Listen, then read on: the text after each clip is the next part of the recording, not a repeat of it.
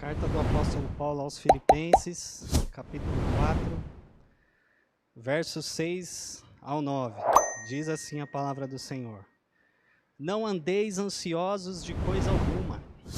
Em tudo, porém, sejam conhecidas diante de Deus as vossas petições, pela oração, pela súplica, com ações de graças. E a paz de Deus, que excede todo entendimento, guardará o vosso coração e a vossa mente em Cristo Jesus. Finalmente, irmãos, tudo que é verdadeiro, tudo que é respeitável, tudo que é justo, tudo que é puro, tudo que é amável, tudo que é de boa fama, se há alguma virtude e se há algum louvor, seja isto o que ocupe o vosso pensamento. O que também aprendestes e recebestes e ouvistes e vistes em mim, isso praticai, e o Deus da paz será convosco. O tema nessa noite é como vencer a ansiedade.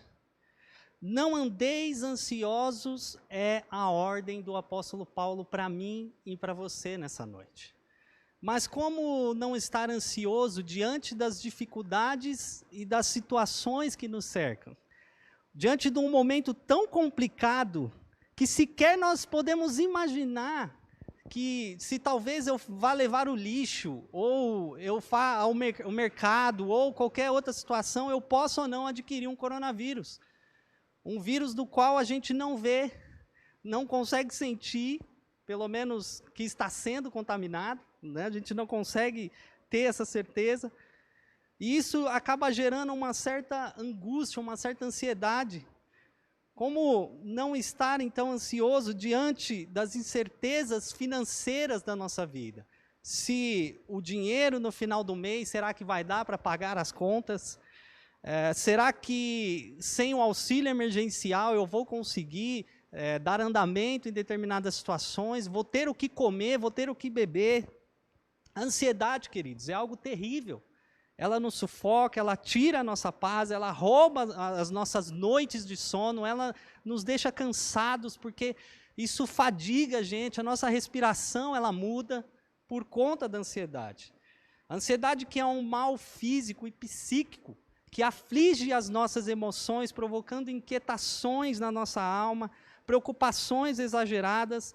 Para vocês terem uma ideia, na situação atual que a gente está, uma empresa chamada Ipsos, que realiza aí pesquisas aí no mundo inteiro, ela realizou uma pesquisa em 16 países para saber qual foi o país que foi mais afetado pela ansiedade.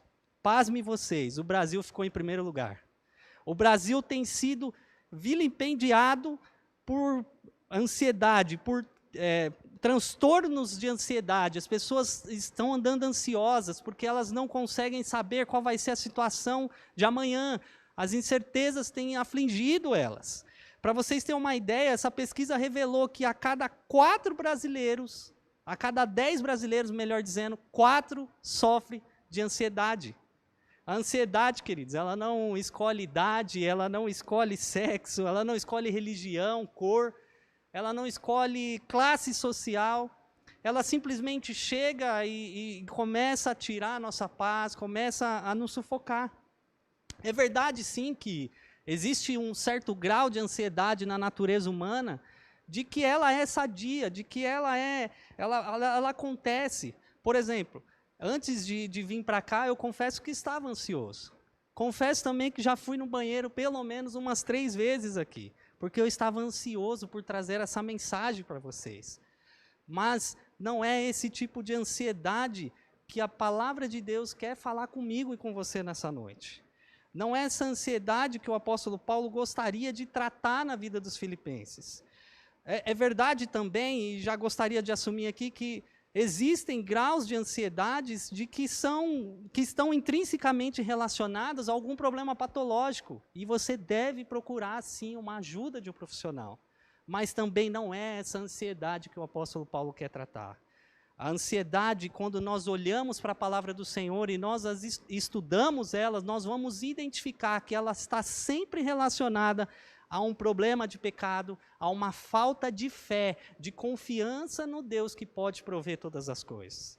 Quando nós olhamos, então, nós vemos que sempre pensando pelo esse lado espiritual que a palavra de Deus vai trabalhar a ansiedade na minha e na sua vida. Andar ansioso, meu irmão, é tirar o foco do que é importante de verdade. Ela rouba a nossa angústia, ela tira a nossa paz e nós acabamos nos esquecendo da grandeza de Deus, que pode prover todas as coisas. Estar ansioso, meu irmão, é não descansar na provisão divina. É exatamente aquilo que Jesus queria ensinar para os discípulos no Sermão do Monte. Quando nós olhamos, por exemplo, lá no capítulo 6, nós vemos a partir do versículo 25, Jesus começando a trabalhar a ansiedade daquelas pessoas sobre questões primordiais da sobrevivência humana, sobre coisas como comida, bebida e vestimenta. Jesus chega ao ponto de indagar eles: por que vocês andam ansiosos ou preocupados? Será que vocês podem, por exemplo, acrescentar um côvado à altura de vocês? E ele diz isso lá no verso 27. Em outras palavras, Jesus estava querendo dizer: será que vocês podem, porventura, aumentar que seja 45 centímetros da estatura de vocês, com toda essa preocupação, com toda essa angústia, com toda essa aflição? Se Deus, inclusive, e ele continua falando, veste a erva do campo, do melhor, que nem Salomão, meus irmãos, em toda a sua glória, vestiu algo tão bonito, tão precioso, quanto mais vocês, homens de pequena fé. Jesus começa a demonstrar a fragilidade humana, da falta de confiança em Deus muitas vezes, em achar que em determinadas situações, o fato de nós não estarmos no controle, o fato de nós não termos ali o dinheiro suficiente, o fato de nós não termos ali o controle daquela doença, de determinada situação, isso acaba roubando a nossa paz, isso acaba tirando a nossa confiança em Deus. E Jesus claramente associa isso à incredulidade, meus irmãos. Se vocês forem olhar lá em Mateus capítulo 6, no verso 32, Jesus vai dizer: sabe quem é que se preocupa com essas coisas? Quanto ao que comer, quanto ao que vestir, quanto às incertezas da vida, é os gentios. É os gentios que se preocupam com essas coisas, porque eles não conhecem um Deus que pode todas as coisas. Quanto a vocês, não deveriam estar ansiosos com essas coisas, porque o Pai Celeste cuida de vocês, demonstrando que a confiança que nós devemos ter é que Deus é Pai e que Ele cuida de nós. Por isso nós não devemos estar ansiosos.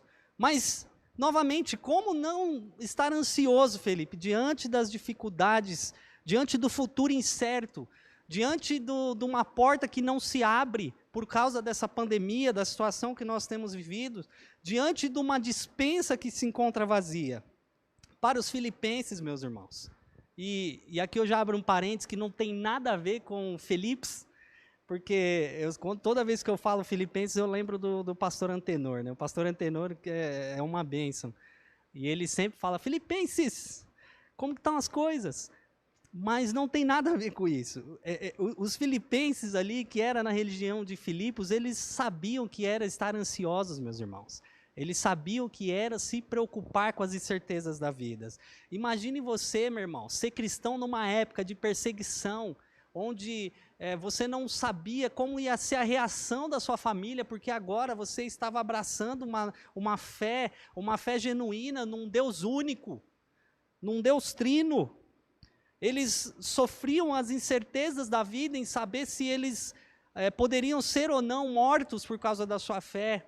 Perseguidos, muitos deles, queridos, eram arrastados de suas casas, de seus lares, muitos deles foram mortos ao fio de espada, porque eram cristãos. Mas o apóstolo Paulo, queridos, traz a exortação para eles: Filipenses, igreja do Senhor, não fiquem ansiosos. É evidente que talvez você possa falar: puxa vida, mas o que o apóstolo Paulo sabe do que eu estou passando? Meu irmão, o apóstolo Paulo estava preso quando ele escreveu essa carta. Isso fica tão evidente quando você olha no capítulo 1. Ele estava preso por causa da pregação do evangelho, mas ele tinha confiança e a certeza no Deus que ele servia. É interessante que que quando nós olhamos lá no capítulo 1, ainda no verso 12, ele diz assim: eu quero, irmãos, que saibais que as coisas que me aconteceram contribuíram para maior proveito do Evangelho. De maneira que as minhas prisões em Cristo foram manifestadas por toda a guarda pretoriana e por todos os demais lugares. E muitos dos irmãos no Senhor, tomando ânimo com as minhas prisões, ousam falar a palavra mais confiadamente, sem temor. Olha que coisa maravilhosa, meus irmãos.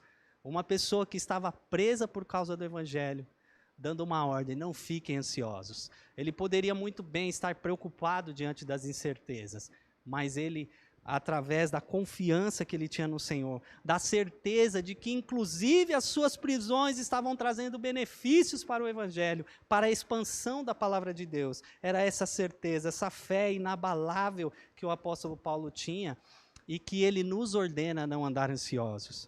Por isso, meus irmãos, ele não só nos ordena a andar ansiosos, o apóstolo Paulo ele nos traz 3 dicas maravilhosas de como nós devemos, então, de como nós devemos agir para que a gente possa vencer a ansiedade. Como eu disse para vocês, é uma fragilidade do homem. Essa palavra falou muito forte comigo porque eu me encontrei num período de ansiedade. Eu me encontro muitas vezes nesse período, nesse estado de preocupação indevida, onde eu deveria estar confiando na palavra do Senhor. Mas nós temos aqui 3 dicas, então, de como nós podemos vencer a ansiedade. E a primeira dica para nós vencermos a ansiedade é que nós devemos orar. Meus irmãos, no verso 6, além da ordem, ele diz: não andeis ansiosos de coisa alguma.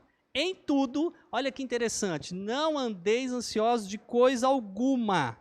Em tudo, fazendo um contraste, não fiquem ansiosos com coisa alguma, mas em todas as coisas sejam conhecidas diante de Deus as vossas petições, pela palavra, pela oração e pela súplica com ações de graça.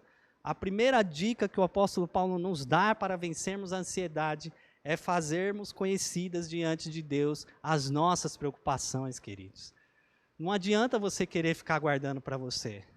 É verdade sim que o Senhor, Ele sonda o seu coração e Ele te conhece, mas Ele quer ouvir da sua boca. Abra o seu coração diante de Deus.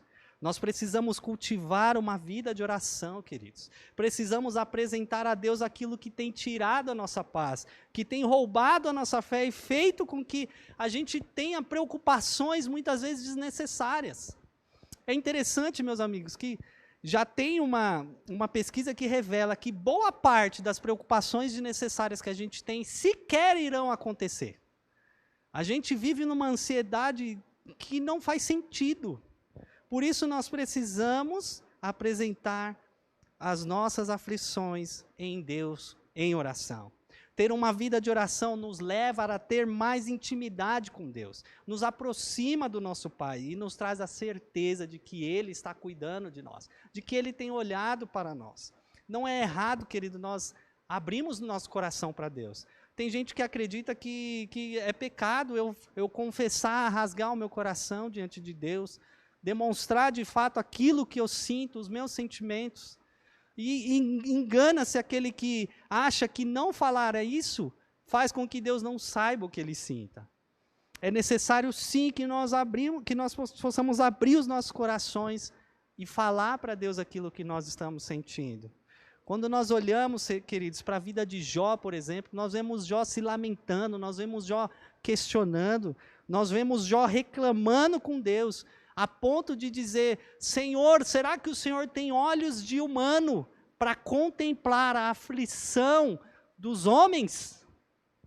Ele abriu seu coração, ele derramou suas aflições, queridos. É verdade que Deus não reprime as nossas petições, as nossas orações sinceras diante de Deus.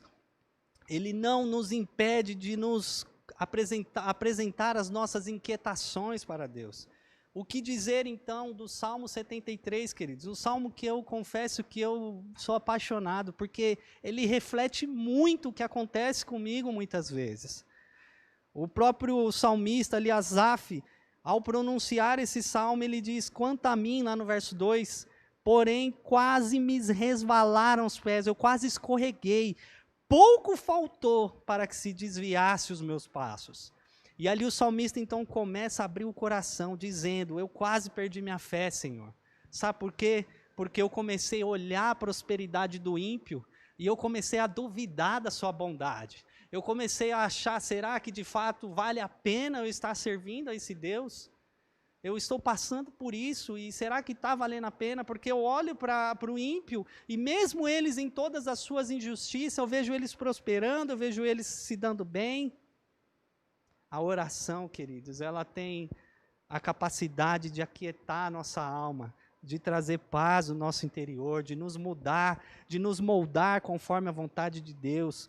Por isso, falar com Deus é o primeiro passo para que a gente possa encontrar a paz. É falar com Deus com ações de graças, crente de que Deus vai responder, de que a promessa que Deus fez vai se cumprir.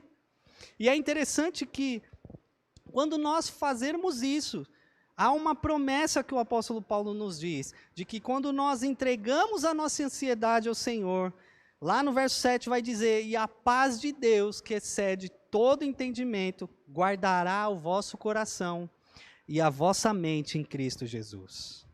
E aqui é muito importante eu fazer uma distinção para você, que a paz de Deus, que excede todo entendimento, não é aquela paz de estado, de condição de que nós estamos diante de Deus. Como o próprio apóstolo Paulo diz lá em Romanos capítulo 5, justificados, pois, mediante a fé, temos paz com Deus. Não é essa paz que o apóstolo Paulo está falando, de uma condição de apaziguamento diante de Deus. Outrora nós estávamos em guerra, agora eu e você, nós estamos num estado de paz diante de Deus. Não é essa condição. Até porque, queridos, nós podemos estar em paz com Deus por causa da justificação pela fé que nos traz isso, por causa da justiça de Deus imputada em nós, e mesmo assim nós estarmos ansiosos. Nós estarmos preocupados com determinadas situações. Mas essa paz, querido, que excede todo entendimento, que é aquela paz que vai além dos planos humanos, querido, é o shalom de Deus. É aquela paz que os tradutores da palavra do Senhor, da língua grega, traduziram lá do shalom para o eirene, que é a paz de espírito. É a paz que traz a tranquilidade, a prosperidade, a harmonia. É a paz que, mesmo diante das circunstâncias adversas, que você pode olhar e falar, não está favorável, mas você está em paz.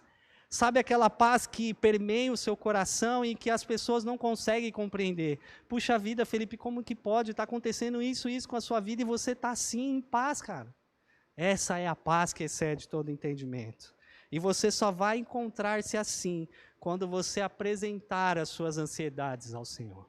Quando você apresentar as suas inquietações ao Senhor, aquilo que tem afligido a sua alma. A promessa do Senhor para mim e para você é que depois que nós experimentarmos essa paz, Ele ainda vai guardar os nossos corações e a nossa mente. Ainda no verso 7, e guardará o vosso coração e a vossa mente. E é interessante que o apóstolo Paulo ele utiliza a palavra guardará aqui, que é uma palavra utilizada no exército. Né? Eu não sei se você já serviu o exército ou não, mas eu confesso que nem para isso eu servi. Mas quem serviu o exército está habituado com isso. E os filipenses também estavam habituados com essa palavra, porque eles estavam cercados pelos romanos, pelas guardas romanas. E a guarda, querido, você, dependendo da situação ali, você não passa sem que antes ele reviste você, sem que antes você se identifique. E acontece isso no exército.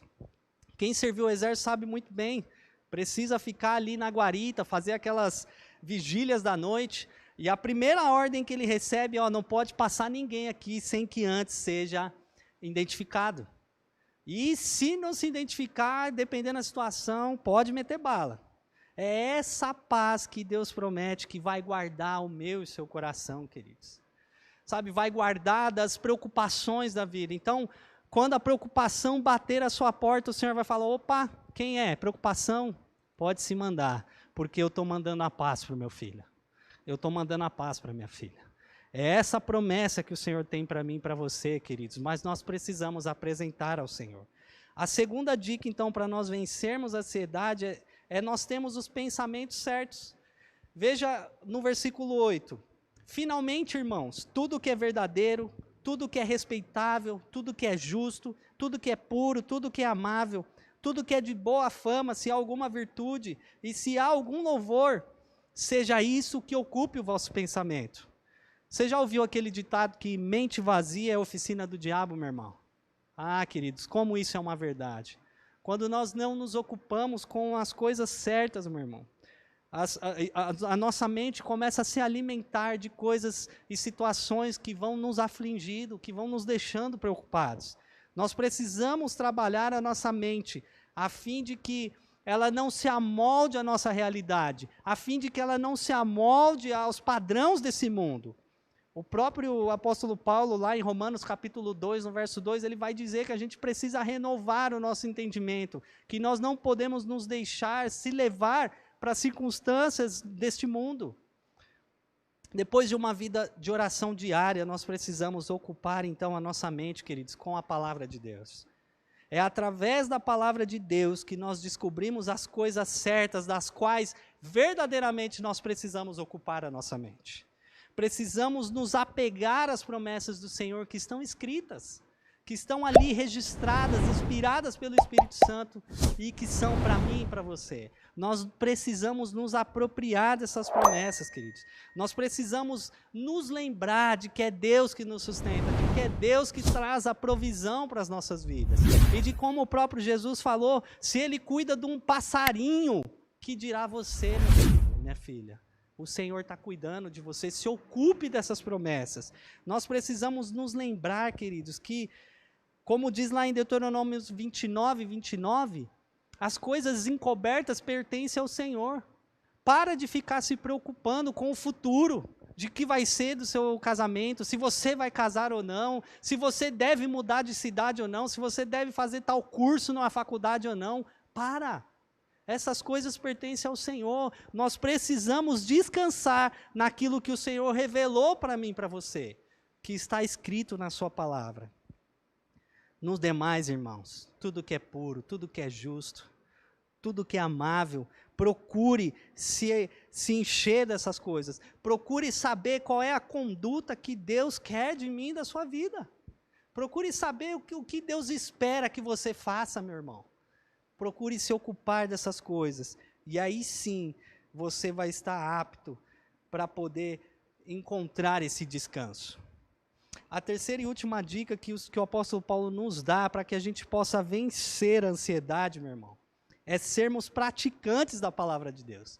Não adianta somente você ter uma vida de oração, você frequentar um seminário, fazer lá 4 anos de bacharel em teologia, depois você faz uma especialização, se você não é praticante da palavra de Deus, se você não coloca em prática as promessas que Deus colocou para nós.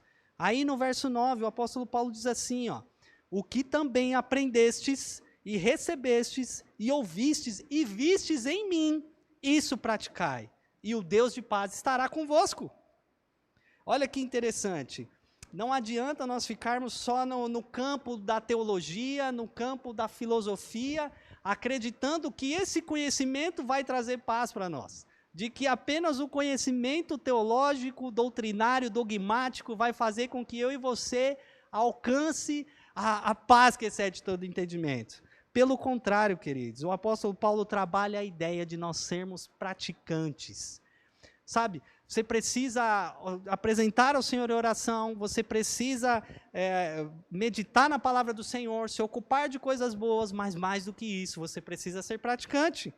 Porque se nós não formos praticantes, nós seremos como aquela pessoa que Tiago diz em sua carta, lá no capítulo 1, que diz assim, a partir do verso 22, ó, tornai-vos, pois, praticantes da palavra, e não somente ouvintes, enganando-vos a vós mesmos. Olha que negócio interessante. Não adianta você só se alimentar e não praticar, não pôr isso em prática. Não adianta você descobrir o que é louvável diante de Deus, aquilo que é amável, aquilo que é puro, se você não pratica isso. Por quê? Verso 23 de Tiago, capítulo 1. Porque se alguém é ouvinte da palavra e não praticante, assemelha-se ao homem que contempla num espelho seu rosto natural, pois a si mesmo se contempla e se retira, para logo se esquece de como era a sua aparência.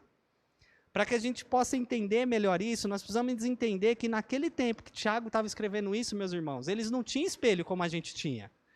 Eles não sabiam, existia pessoas que elas sequer sabiam como elas eram. E as que tinham espelho na sua casa, era aquele latão polido, que mal dava para saber de fato como você era.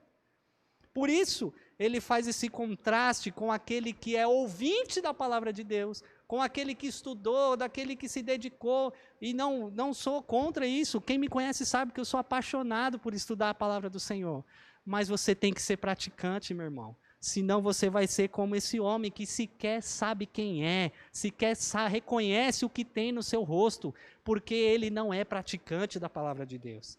Perceba que a importância de colocarmos em prática aquilo que recebemos do Senhor através da sua palavra, é importante isso. O verdadeiro cristão, meu irmão, ele vive numa constante luta em ser praticante daquilo que o Senhor ordena que ele seja.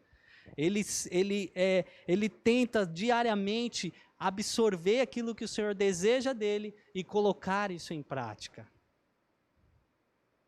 E o que o Senhor, queridos, possa então estar conosco, porque ele diz que colocando isso em prática, o Deus de paz estará conosco. E aqui no verso 9 ele completa, trazendo um clímax para a paz de Deus. Ele vai dizer que todos aqueles que obedecem essas instruções, ou seja, que obedecem a palavra do Senhor, que são praticantes, não só receberão o maravilhoso dom da paz de espírito, do eirene de Deus, do shalom, mas terão também como seu constante ajudador, o amigo, o próprio doador desse dom, que é o nosso Deus, queridos.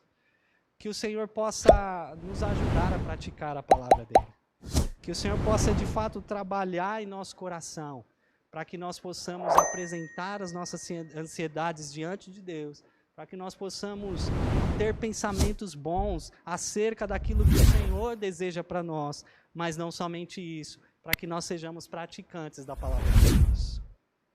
Que o Senhor, de fato, assim como inspirou o apóstolo Paulo a nos dar essas preciosas dicas, queridos, que isso possa, de fato, adentrar os nossos corações e que a gente possa encontrar a paz, que a gente possa encontrar o descanso, mesmo quando tudo parece que não vai ser favorável, mas nós encontraremos essa paz, porque Ele nos prometeu. Que sejamos, então, praticantes, e assim nós seremos guardados de toda e qualquer ansiedade. Deus abençoe, meus irmãos.